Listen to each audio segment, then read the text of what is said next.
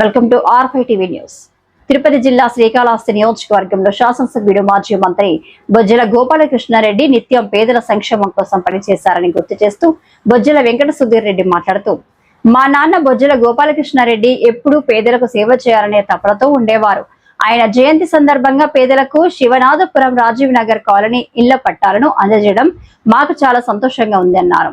మా నాన్న ఆశయాలను ముందుకు తీసుకెళ్లి పేదలకు సేవ చేయడమే మా లక్ష్యమని, రాష్ట్ర ప్రభుత్వం ఈ విషయంలో మాకు ఎంతో సహకారం అందించిందని, ఇళ్ల పట్టాలు అందుకున్న పేద ప్రజలు సంతోషంగా ఉందని తెలిపారు. ఇప్పటి వరకు 1952 ఇండ్లు కంప్లీట్ చేయడం జరిగింది. ఆ కంప్లీట్ చేసినటువంటి ఇళ్లను ఈ రోజు మీకు హ్యాండ్ ఓవర్ చేస్తున్నాము, కీస్తో సహా. మీ అందరికీ తెలుసు, ఇల్లు కట్టించుడు పెళ్లి చేసి చూడన్నారు. ఒక ఇల్లు కట్టాలంటే ఎంత పెద్ద శ్రమ మీ అందరికీ తెలుసు. ఒక జీవిత కాలం సరిపోయేటువంటి శ్రమను ఒక్క 4 ఏళ్లలో పూర్తి చేశారు.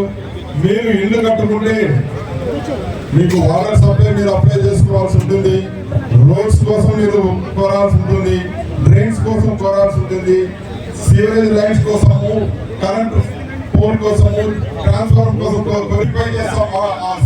సీవరేజ్, అంగన్వాడీ సెంటర్, అదేవిధంగా పార్కు కూడా ఏర్పాటు చేస్తాం. అదేవిధంగా వ్యాపార సముదాయం, షాపింగ్ కాంప్లెక్స్ కూడా ఇక్కడికి వచ్చేస్తుంది. సో మీకు ఇక్కడ చేసుకుంటూ ముగిస్తున్నానండి. ఇప్పుడు టిక్కో ఈ యొక్క ప్రాజెక్టు వివరాలు స్టేజ్ మీద ఉన్న అతిథులందరికీ మరియు నా అధికారులకి, ప్రింట్ మీడియాకి, ఇక్కడికి వచ్చేస్తున్న లబ్ధిదారులందరికీ నా నమస్కారము. ఈ టిక్కో లేఅవుట్ మొత్తము 66 acres లో కన్స్ట్రక్షన్ చేయడం జరిగింది. అది టిక్కో డిపార్ట్మెంట్ వారు మొత్తం హౌసెస్ కూడా షీర్వాల్ టెక్నాలజీ అనే హై ఎండ్ కానీ ఇక్కడ మొత్తం అంతా కాంక్రీట్ తో వాల్స్ కన్స్ట్రక్షన్. నారాయణ అన్న అప్పుడు మంత్రి ఉన్నారు, తర్వాత నాన్నగారు కూడా అప్పుడు ఆరోగ్యం బాగాలేని పరిస్థితి ఉంది. అప్పుడు అందరం వచ్చి టిక్కో ప్రారంభించి కొబ్బరికాయ కొట్టిన తర్వాత ఆ రోజు అన్నాడు, నాయన అరే నేను రేపు ఉంటానో ఉండనో తెలీదు, కానీ ఇది మాత్రం ప్రతి ఒక్క పేదవాడికి చెందాలి, ఎక్కడ కూడా దీంట్లో ఎటువంటి అవకతవకలు జరగకూడదు. అందరూ కూడా ఇల్లులు ఎవరైతే 50,000, 25,000, 5,000, లక్ష కట్టున్నారో ప్రతి ఒక్క పేదవాడికి ఈ ఇల్లు చెందాలి అని మాట ఇచ్చి అడిగాడు.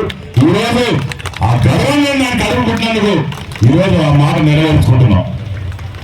ముఖ్యంగా ఈరోజు భవానీ ప్రసాద్ గారికి, కమిషనర్ గారికి, అట్నే దేవికా మేడం గారికి, కోలా ఆనంద్ గారికి, మాకు ఇక్కడ ఉన్న తెలుగుదేశం, జనసేన, బీజేపీ సభ్యులందరికీ కూడా, కుటుంబ సభ్యులందరికీ కూడా నేను శిరస్సు వంచి నమస్కారం తెలియజేసుకుంటున్నా. ఏం చెప్పినా తక్కువ, ఎందుకంటే ఇల్లు కట్టుకొని గృహప్రవేశం చేసేది ఎంత ఆనందంగా ఉంటుందో నాకు తెలుసు. పైగా మనకి ఇల్లు లేకుండా ఎన్నో కష్టాలు పడి మన పిల్లల్ని చదివించుకొని, కొంతమంది పిల్లలు కూడా పట్టించుకోలేని పరిస్థితిలో, కొంతమంది వృద్ధులైపోయి, బాబు ఒక్క నిమిషం ఆపండి ప్లీజ్, అయిపోయిన తర్వాత